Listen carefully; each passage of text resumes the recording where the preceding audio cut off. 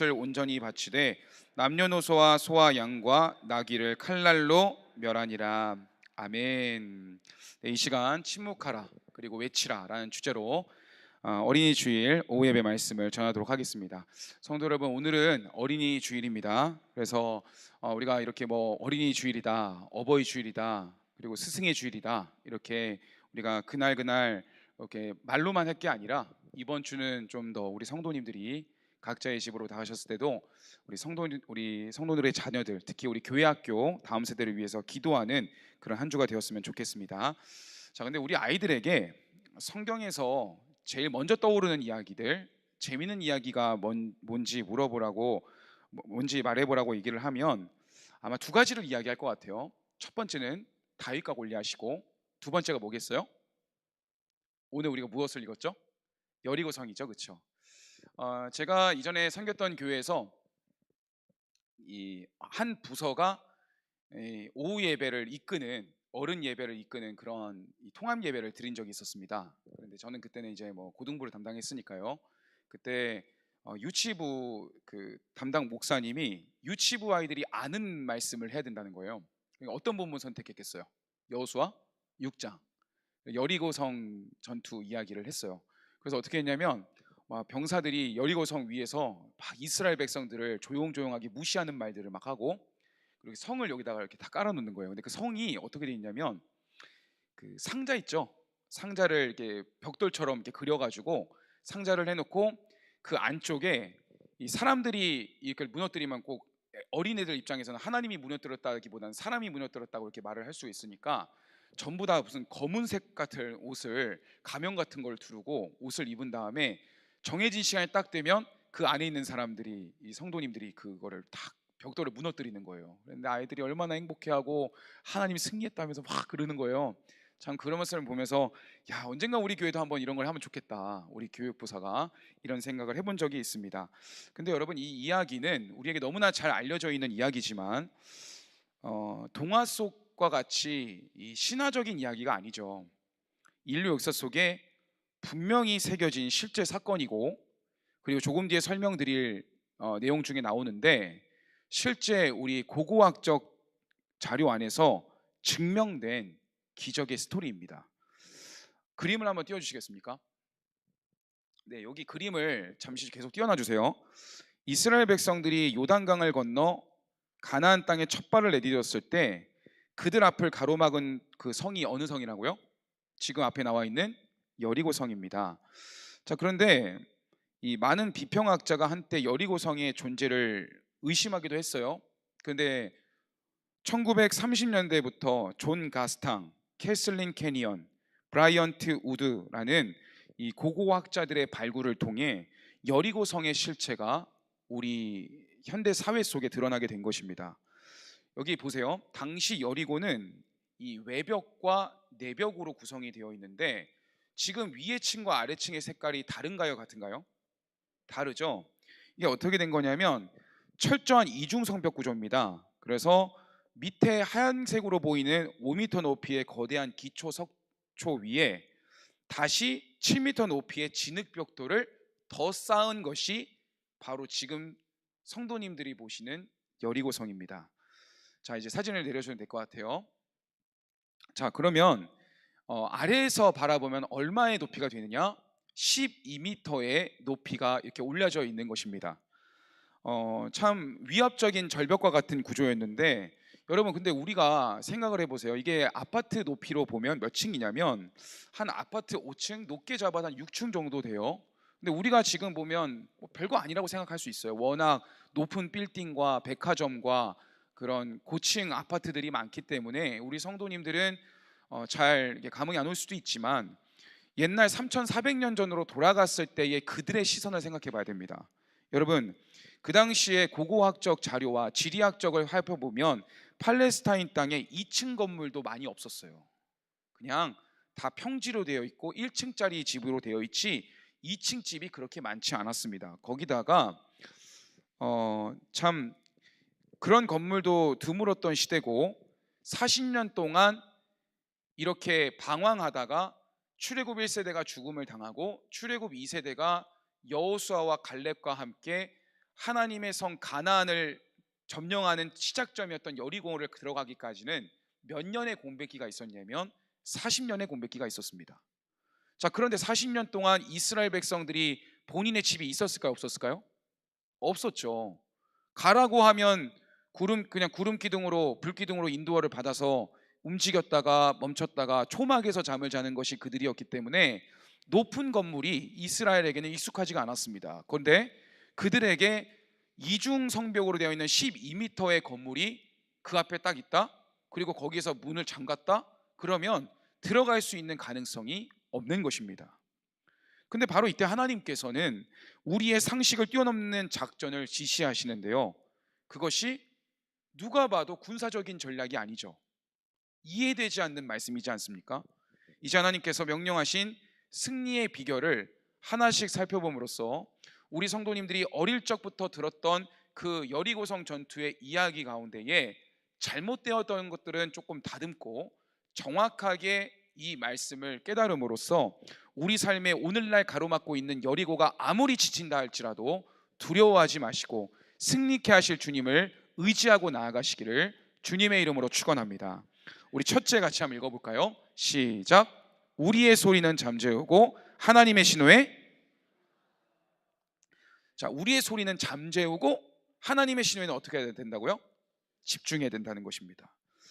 여러분, 우리는 흔히 여리고 행진을 완전한 무음 상태로 여길 때가 있습니다. 저도 오래도록 그런 줄 알았습니다. 근데 여러분, 우리 한번 생각해 볼까요? 자, 질문을 굳이 드리진 않고 속으로 대답해 보세요. 나팔과 함성 질렀던 날이 무슨 날인가요? 몇째 날인가요? 대답하실 수 있겠죠? 그렇죠, 7째 날이라고 대답을 하실 거예요.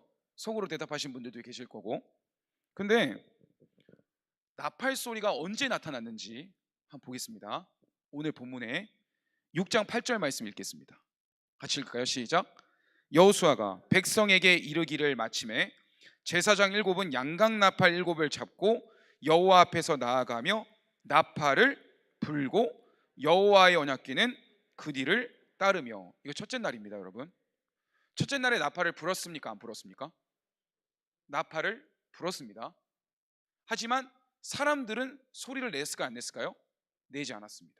이게 정확한 것입니다. 8절 말씀에 따르면 나팔을 불고라고 되어 있습니다. 13절에도 제사장들이 계속 행진하며 나팔을 불었다.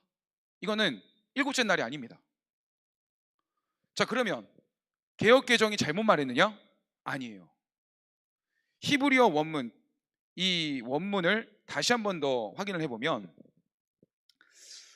이 웨타케우 바쇼파로트라는 이 어려운 단어가 쓰여져 있는데, 웨라는 것은 and 그리고고, 타케우라는 것이 타카, 치다, 박수를 치다, 여기서는 나팔을 불다 이런 의미입니다.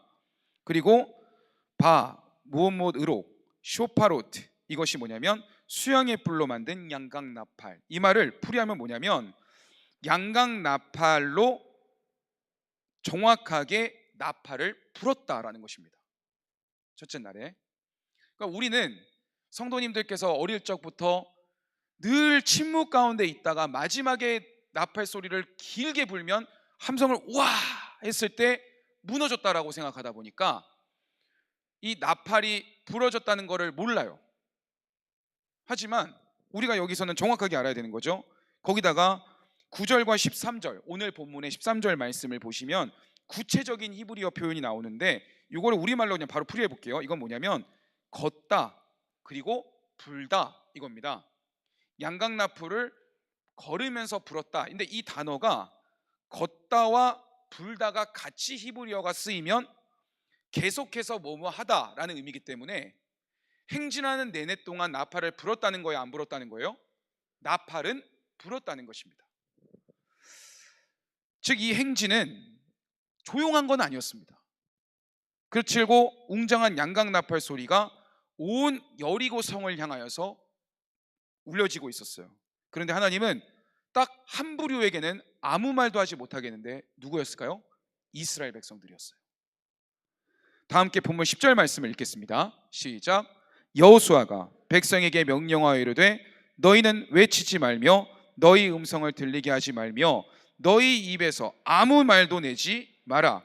그리하다가 내가 너희에게 명령하여 외치라 하는 날에 외칠지니라. 자, 10절의 말씀을 보시면 너희 음성을 들리게 하지 말라는 거예요. 너희 입에서 아무 말도 내지 마라. 제가 매곡예배당에서 처음 새생명 훈련을 수료를 했는데, 저는 울산교회였지만 매곡예배당에서 광역 새생명을 했어요. 게다가 이제 여리고 대행진을 했는데, 거기에서 하필이면 지점이 어디였냐면 하나님의 교회 쪽이었었어요. 거기 지나가니까 하나님의 교회 그 이단들이 얼마나 방해를 했겠어요. 근데 이걸 말을 해야 되느냐 말을 하지 말아야 되느냐 고민이 많이 됐어요. 여리고 대행진 때는 말을 하면 돼요, 안 돼요?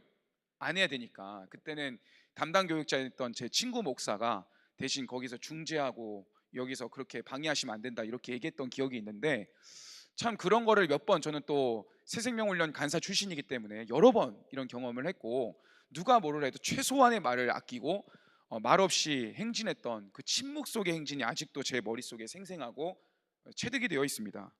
근데 여러분, 이것이 여리고 작전의 핵심이었습니다.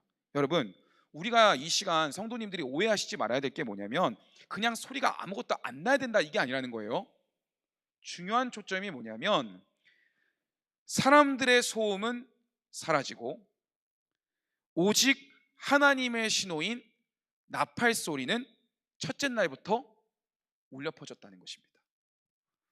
하나님은 지금 백성들에게 서로 대화하며 인간적인 판단 나누지 마라. 여러분, 왜 그러면 하나님은 사람들에게는 말하지 말게 막으신 것일까요? 이런 겁니다. 서로 대화하면서 인간적인 계산 말하지 말고 불안함을 공유하지 마라. 저 나팔 소리를 통해 들려오는 나 하나님의 임재에만 잠잠히 귀 기울여라. 군대를 다녀오신 분들은 공감하시겠지만 제가 하나님과 제일 깊이 교제하는 시간 가운데 언제냐면 이 골방 기도를 할 수가 없잖아요, 군인은. 그러면 정말 아마 저만이 아닐 거예요. 제일 진지하게 하나님과 대화하는 시간이 언제였냐면 행군할 때였어요. 행군은 어떤 선임도 저를 괴롭히지 못해요. 그리고 후임들한테 말도 못 걸어요. 계속 걸어가야 되는 것이죠, 쉴 때까지. 그러면 거기에는 자연의 소리가 나오고 새 소리가 들리고 그런 조용한 바람 소리가 들리고, 그러면 그 고요한 상황 속에 걸어가다가 옛날에 힘들었을 때 주님이 저를 도와주셨던 사건, 여러 가지 일들, 그것이 묵상이 되는 거예요. 왜냐하면 선임들과 그런 티격태격하는 그런 일들이 없기 때문에 그냥 그 걷는 상황 속에서 침묵 가운데에 하나님과 대화할 수 있는 시간이 그때 이루어지더라고요. 여러분, 하나님은 왜 그러면 이 임재의 신경을 집중하라는 가운데서 그렇게 백성들의 입술을 철저히 막으신 것일까요? 여러분, 우리는 이스라엘의 광야 역사를 돌이켜 봐야 됩니다. 그들은 결정적인 순간에 이를 때마다 무엇 때문에 넘어졌냐면 말 때문에 넘어졌어요. 무엇 때문에 넘어졌다고요? 그들의 불평 때문에 넘어진 거예요. 민수기에 나오는 가데스 바네아 사건이 가장 유명한 사건이지 않습니까? 가데스 바네아에서 몇 명의 정탐꾼을 보냈습니까? 12정탐꾼을 보냈는데 몇 명의 정탐꾼이 부정의 말을 했어요? 10명. 그렇죠. 우리 파노라마 들으신 분은 바로 대답이 나와야 돼요. 10명의 정탐꾼이 부정의 말을 했죠. 근데 그 말이 그냥 그들의 10명의 생각 정도가 아니라 그 말 때문에 독화살이 돼가지고 온 백성들에게 전염이 되기 시작하는 거예요. 그들은 이렇게 말했습니다. 가나안의 족속은 우리보다 강하다. 우리는 그들 앞에 메뚜기 같은 존재들이다. 그렇기 때문에 그 땅은 우리를 삼키는 땅이기 때문에 들어가면 안 된다. 이렇게 얘기를 했어요. 그들에게 하나님의 약속은 온데간데 없었고 오직 현실의 벽 앞에서 자신을 비하가 하나님을 원망하는 것이 무엇으로 표현됐냐면 입술로 나왔다는 것입니다. 부정의 말로. 이 불신 섞인 말 한마디가 퍼지자 어떤 일이 백성들 안에 일어났을까요? 밤새도록 200만 명의 백성이 한 명의 예외 없이 전부 다 통곡하면서 하나님을 원망하기 시작하는 것입니다. 누구와 누구 빼고? 여호수아와 갈렙 빼고는, 그들을 제외하고는 다 이렇게 얘기했어요. 어찌하여 여호와가 우리를 이 땅으로 인도하여 칼에 쓰러지게 하는가? 차라리 애굽에서 죽었거나 광야에서 죽었으면 더 좋았을 것을, 이제라도 지휘관을 바꿔서 애굽으로 돌아가자, 이렇게 이야기했습니다. 성도 여러분, 이것이 말의 무서움입니다. 하나님은 기다리고 기다리셨어요. 그래서 오죽하면 모세가 내 이름을 생명책에서 지워달라는 그 중보기도 때문에 금소용아지 사건 때도 그들을 참으셨던 하나님께서 가데스 바네아에서 200만 명 전체가 하나님 앞에 부정의 말을 하니까 약속의 신실하신 하나님이 그들을 진멸하지는 못하고 이렇게 말씀하시지 않습니까? 너희 1세대는 가나안 땅 들어가지 못한다, 방황할 것이다. 대신 너희 자녀들이 그 가나안 땅에 들어가게 될 것이다. 그 심판이 입술의 부정 때문에 1세대가 출애굽 이후에 가나안 땅을 들어가지 못한 거예요. 성도 여러분, 이것이 바로 말의 무서움입니다. 불평은요, 전염성이 너무 강해요.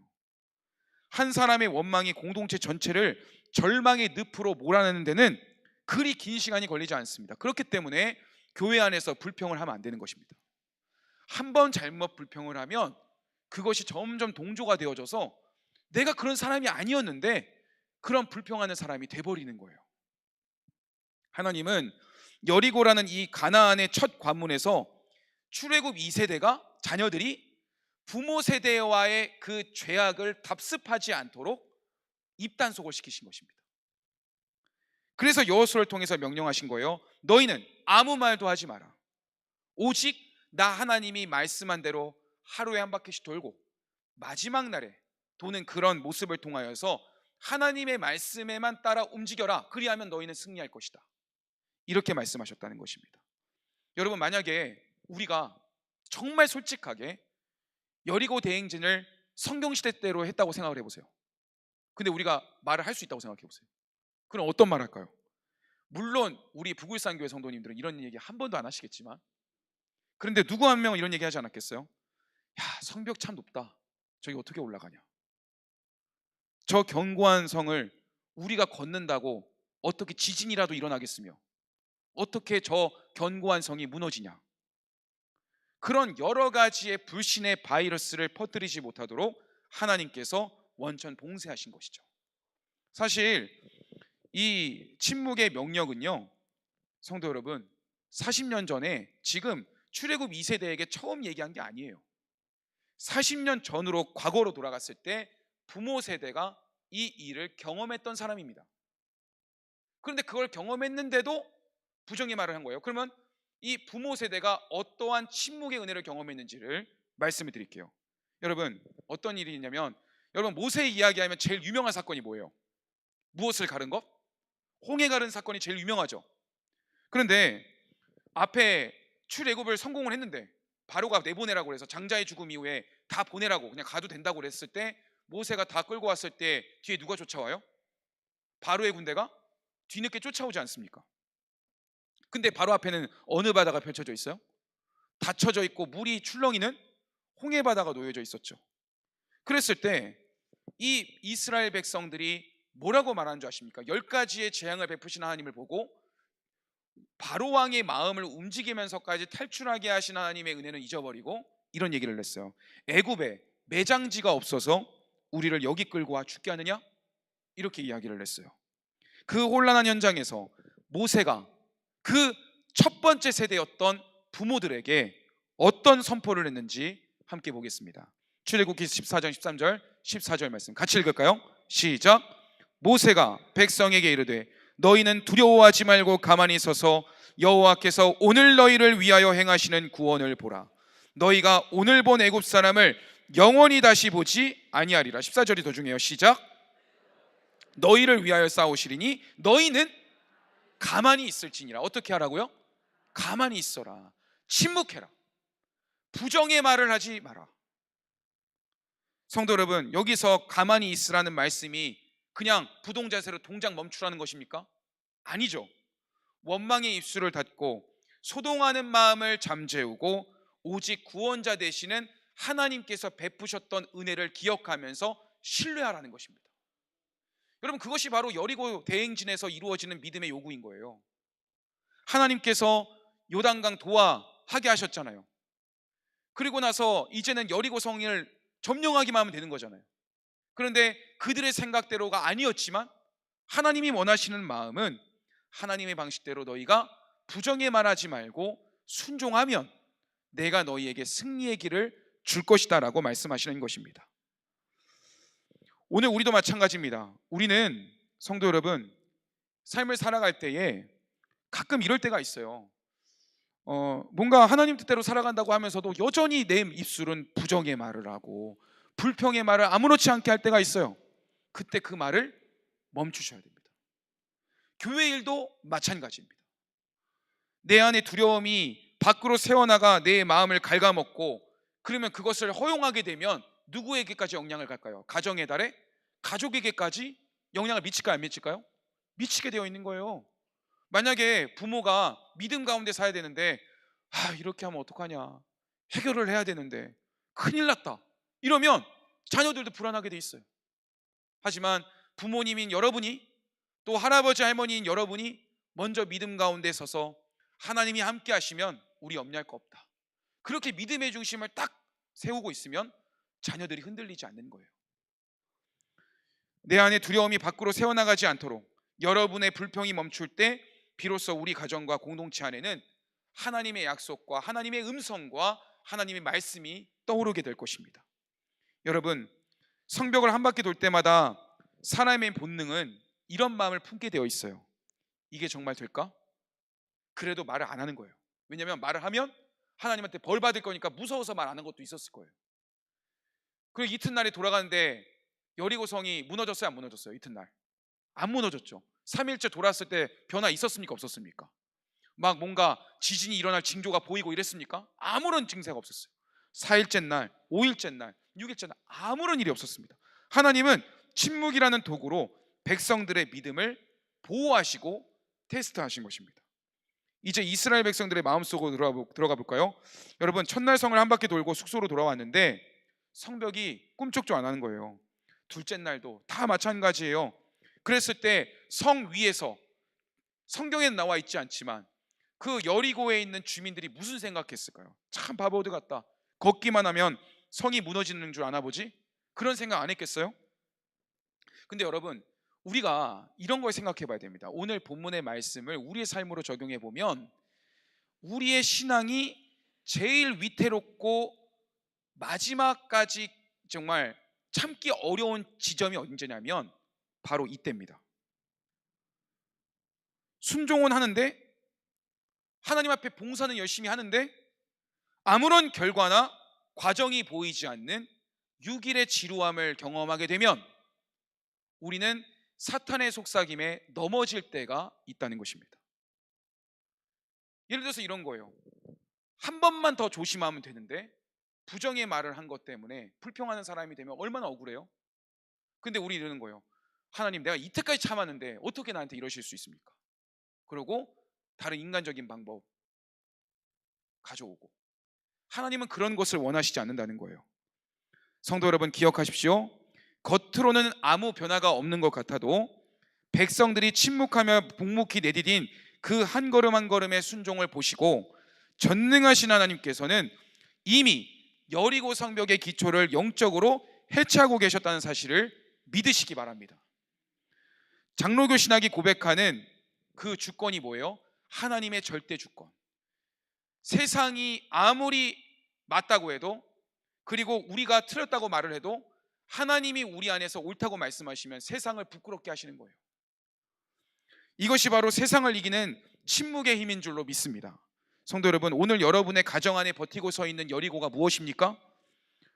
그리고 그것은 꼭 어떤 상황과 어떤 형편과 이것이 아니라 우리의 가족일 수가 있어요. 배우자와 우리의 자녀들 중에서도요, 대화가 통할 때도 있고 대화가 통하지 않을 때가 있습니까, 없습니까? 네, 저도 이거는 말을 조심해야 될 것 같습니다. 저 아무 말도 안 했습니다. 아무 말도 안 했어요. 근데 그렇잖아요. 가족이라는 게 늘 대화가 통해야 되지만 대화가 통하지 않을 때가 있잖아요.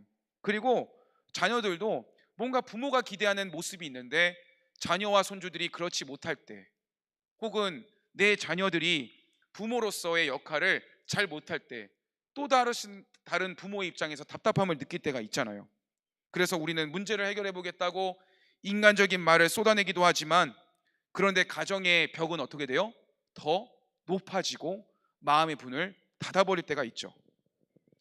여러분, 저는 우리 성도님들이 가족의 관계만이 아니라 어떠한 상황 속에서도 막막한 현실의 여리고성이 보일 때에 그럴 때일수록 인간적인 생각을 동원하는 것이 아니라 하나님 앞에 기도함으로 그 침묵의 시간을 사모할 수 있는 여러분이 되기를 소원합니다. 그때 문제가 풀리게 되는 거예요. 저는 어떤 말을 드리고 싶냐면, 우리는 지금 제가 6일의 행진 동안에 나팔 소리는 울렸지만 우리 인간의 소음은 들리지 않았다, 이렇게 말씀을 드렸어요. 자, 그러면 오늘날의 나팔 소리는 어떤 소리일까요? 한번 제가 말씀을 진지하게 준비하면서 생각을 해봤어요. 오늘날 우리에게 울려 퍼지는 하나님의 나팔 소리가 뭘까? 저는 일단은 자연을 되게 좋아하는 사람이기 때문에 5월의 따스한 햇살도 어김없이 사계절이 오는 것도 하나님의 신실하심을 증거하는 것이라 생각을 해요. 그래서 이러한 자연의 은촉 속에 울려 퍼지고 있고, 그리고 제가 오늘 새벽에는 어떤 얘기를 했냐면, 사막에도 하나님께서 사막의 장미라는 그런 식물이 있는데 그 꽃을 피우는 것을 보면서 하나님의 섭리를 발견하게 된다, 이런 말씀을 들었는데요. 자연의 그런 섭리 속에서, 그리고 혹독한 겨울을 지나 봄이 되면 어김없이 꽃을 피우는 사계절의 변화를 보면서, 야, 이렇게 사계절을 하나님께서 어김없이 지키시는데 나의 삶을 지키시지 않을까, 그런 것을 생각을 해봐야 된다는 거예요. 또 좀 더 분명하게 얘기를 해볼까요? 오늘날의 나팔 소리는 무엇일까요? 내 영혼 깊은 곳에서 터져나오는 찬양의 고백인 것이죠. 세상의 소음이 아니라 늘 찬양하고 하나님께 영광 돌려드리는 찬양. 환경은 여전히 여리고 성벽처럼 단단해 보여도 내 입술에서 주 하나님이 지으신 모든 세계가 참 아름답다는 고백이 흘러나올 때 우리는 다시 승리케 하실 하나님을 믿게 되고 내 부정의 말을 하지 않게 되는 것이죠. 무엇보다 가장 확실한 나팔 소리는 무엇일까요? 우리 손에 들려진 기록된 말씀인 줄로 믿습니다.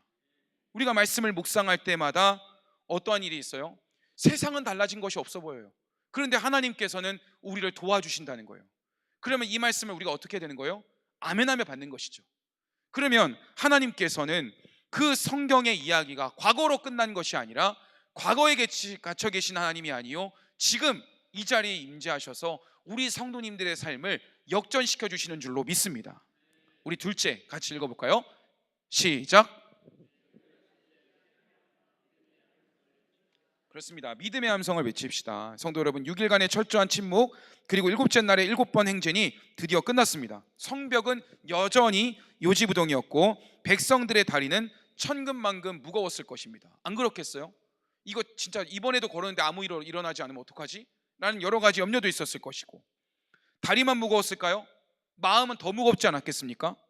여러분, 제가요 이거를 퍼센티지로 확인을 해보니까 7일째 날에 도는 것까지를 확인을 해봤더니 6일 동안 순종을 했잖아요. 그러면 그거를 n분의 1로 해보면 지금까지 이스라엘 백성들은 85%를 걸어왔어요.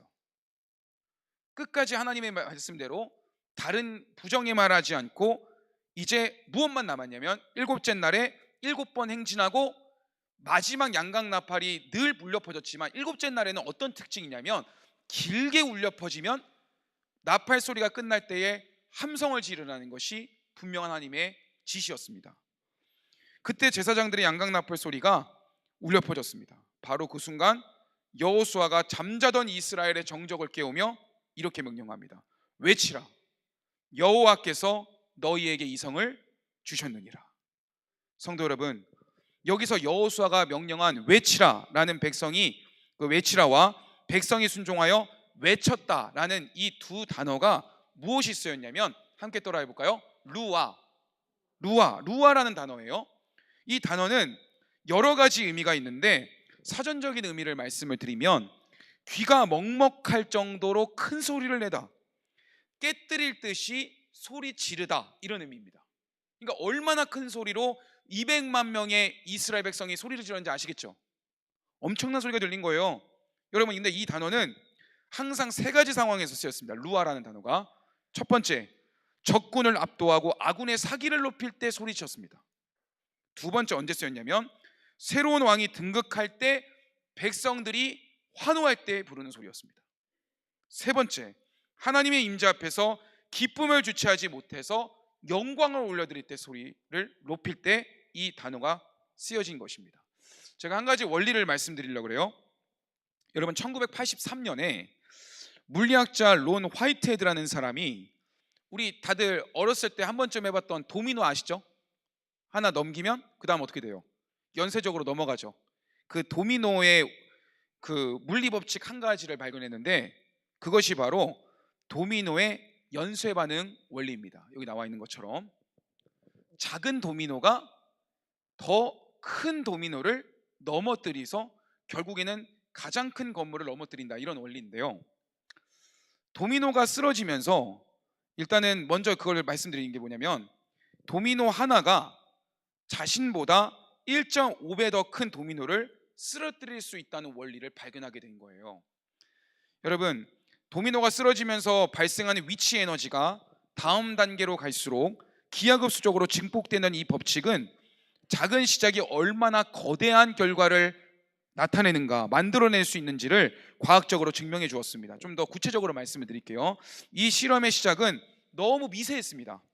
첫 번째 도미노가 높이가 눈에 보이지도 않아요. 5mm, 그리고 1mm의 핀셋으로 간신히 세워야 할 만큼, 여러분의 손으로도 세울 수 없을 만큼 작은 도미노였어요. 그런데 이 작은 조각이 연쇄 반응을 일으키니까 놀라운 일이 일어나는데, 13번째 칸 도미노는 1m 높이의 도미노가 되었고, 29번째에 이르자 뉴욕의 엠파이어 스테이트 빌딩이라는 381m의 높이의 빌딩을 넘어뜨릴 수 있다, 이 원리를 발견하게 된 거예요. 그리고 57번째 도미노는 무려 지구에서 달까지 닿는 거리를 정복할 만큼의 가공할 위력을 발생할 수 있다, 이렇게 이야기를 했습니다. 성도 여러분, 이처럼 이스라엘 백성이 여리고성을 돌았던 6일의 시간도 이런 영적 가속도를 붙이는 과정이었던 거예요. 우리 눈으로만 안 보였을 뿐이지, 하나님의 관점에서는 그래, 너희가 한번 잘했구나, 이튿날도 순종했구나, 3일 때도 순종했구나, 그것을 다 아시는 거예요. 그래서 결정적인 순간이 될 때, 겉보기에는 성벽에 그마나 안 가는 것 같지만 영적인 세계에서는 5mm의 작은 순종이 그 다음 순종으로 이어지면서 에너지가 증폭되고 있는 거예요. 6일간 묵묵히 성을 돌았던 그들의 발걸음은 이미 엠파이어 스테이트 빌딩보다 견고한 여리고 성벽을 무너뜨리고도 남을 에너지를 축적했다고 우리 하나님께서 여겨주시는 것이죠. 여러분, 도미노 원리의 핵심은 무엇이라고 했습니까? 연속성입니다. 중간에 단 하나라도 빠지면 에너지가 전달돼요, 안 돼요? 안 되죠. 여러분, 도미노 해보시면 아시겠지만 중간에 그 다음 넘어뜨리는 거 계산 잘못해가지고 중간 빼버리면 어떻게 돼요? 그냥 그대로 끝나버리잖아요. 나머지는 그대로 남아있잖아요. 도미노가 똑같은 것입니다. 저는 우리 성도님들이 믿음 생활을 해나가는 그리스도인으로서 중간에 멈추거나 하나님을 배신하는 자가 일어나지 않고 끝까지 묵묵히 그 믿음의 행군을 계속해서 해나가는 여러분이 되기를 축복합니다. 그래서 저는 우리 성도님들이 그 6일간의 노력이 7일의 놀라운 기적을 경험하게 되는 것처럼, 우리 성도님들 지금까지 오래도록 신앙생활을 해오셨잖아요. 물론 뒤늦게 오신 분들도 계시겠지만 지금까지 쌓아왔던 믿음을 하나님께서는 다 기억하고 계신다는 거예요. 그렇습니다, 성도 여러분. 여기서 우리가 놓치지 말아야 할 놀라운 영적 원리가 있습니다. 백성들이 함성을 질렀을 때 무너진 것이 아닙니다. 성경을 자세히 보시면 성벽이 무너지기 전에 이미 주셨다는 약속을 믿고 먼저 외쳤다는 것입니다. 이것이 바로 선행되는 믿음입니다.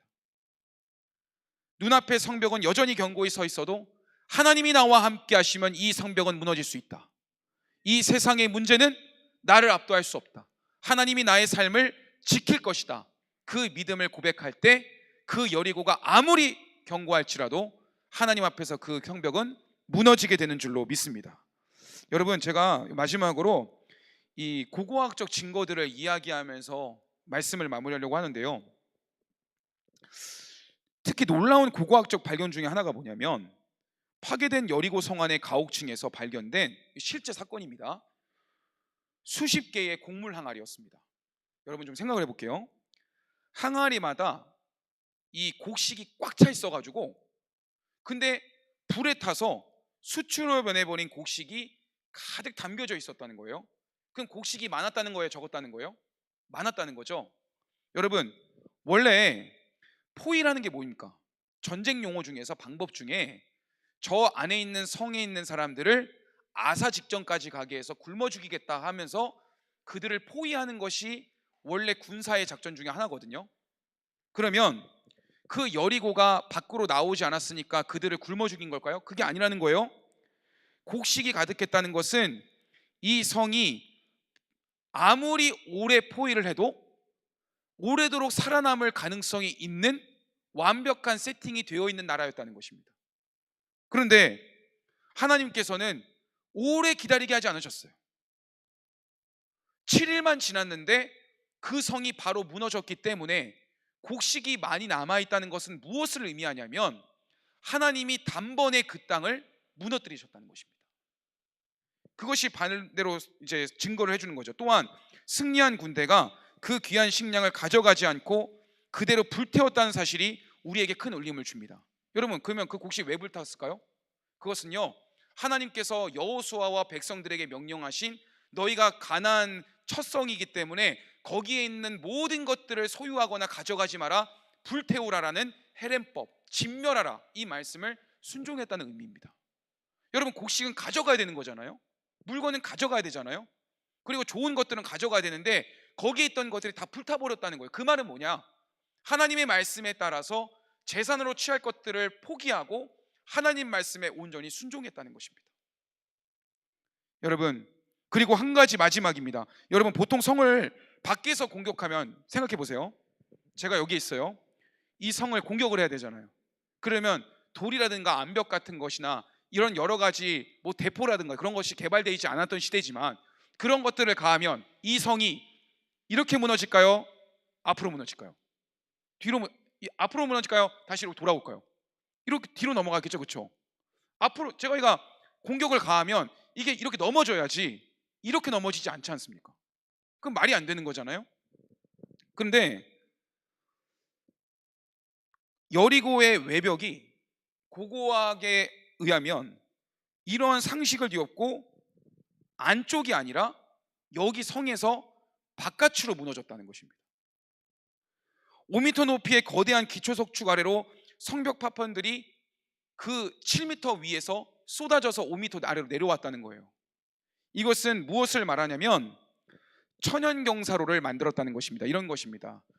5m와 7m로 되어 있는 이중성벽으로 되어 있는데 그 안쪽에 있는 하나님께서 이제 놀라운 능력으로 지진을 일으키셨든지 놀라운 능력으로 안에서 바깥으로 무너지게 하시니까 7m의 외벽에 있는 벽들이 5m 아래로 쏟아져 내림으로써 원래는 그 위로 올라갈 수가 없잖아요, 백성들이. 그런데 그것이 하나의 천연경사로 계단의 형식을 해가지고 이스라엘 백성들이 무너진 그 돌을 밟아서 그 위성으로 올라갈 수 있도록 하나님께서 역사해 주셨다는 것입니다. 여러분, 여호수아 6장 20절 말씀에 나와 있어요. 같이 읽어볼까요? 시작. 제사장들은 나팔을 불매 백성이 나팔 소리를 들을 때에 크게 소리 질러 외치니 성벽이 무너져 내린지라 백성이 각기 앞으로 나아가 그 성에 들어가서 그 성령을 점령했다. 여러분, 하나님의 역사를 통하여서 그 땅을 진멸하고 점령할 수 있도록 하나님이 승리의 계단까지 만들어 주셨다는 것입니다. 사랑하는 성도 여러분, 이것이 우리가 침묵을 깨고 믿음의 함성 루아를 외쳐야 할 이유인 것입니다. 하나님은 우리 앞을 가로막은 장애물을 제거하기만 하시는 분이 아니에요. 나를 가로막았던 그 절망의 장벽을 무너뜨려서 오히려 내가 온전히 승리할 수 있는 디딤돌이 되게 하신다는 것입니다. 이것은 오늘날 우리 성도님들의 삶에 어떻게 접목할 수 있을까요? 예를 들어서 이런 것입니다. 내가 이것만 없으면 잘 될 텐데, 이러한 방해 요소만 없으면 내가 잘 풀렸을 텐데 라고 하면서 불행을 자초하는 분들이 많이 계세요. 그런데 하나님은 합력하여 선이 되게 하시는 하나님이시기 때문에 하나님이 우리 성도님들의 삶에 함께 하시면 그 성벽이 무너짐으로써 그것이 나로 하여금 더 방해물이 되는 게 아니라 그것을 통해서 더 승리할 수 있는 디딤돌이 되게 하신 하나님이 바로 저와 여러분의 하나님이신 줄로 믿습니다. 이제 말씀을 맺고자 합니다. 성도 여러분, 오늘 우리는 여리고성의 실체와 그 안에 담긴 위대한 승리의 원리를 보았어요. 기적은 그냥 오지 않습니다. 우리의 소리는 잠재우고 하나님의 신호에 민감한 그리스도인 되시기 바랍니다. 약속을 신뢰하며 미리 승리를 선포하는 믿음의 외침이 있어야 합니다. 여러분, 5월은 따스합니다. 너무 덥지도 않습니다. 너무 춥지도 않습니다. 너무 평온합니다. 그런데 이러한 침묵의 기간을, 좋은 계절을 보낼 때에 우리는 영적으로 더 민감해야 되는 거예요. 내가 하나님의 음성을 들어야 되는데, 내가 하나님의 뜻대로 살아가야 되는데, 그런 마음으로 하나님이 내게 무엇을 요구하시든지 순종할 수 있는 자세, 그리고 즉각 엎드릴 수 있는 믿음이 있을 때에 하나님은 여러분을 위해 이미 예비하신 역사의 은혜를 허락해 주실 줄로 믿습니다. 그래서 저는 이번 가정의 달, 어떠한 가정의 벽이 있고 아픔이 있고 여러 가지 염려가 있어도 하나님 앞에 기도함으로 질병의 벽, 그리고 경제적인 벽, 그 모든 벽들을 허물고 승리케 하시는 하나님의 은혜로 말미암아 기쁨을 누리게 되시는 모든 성도님들이 되시기를 축복합니다.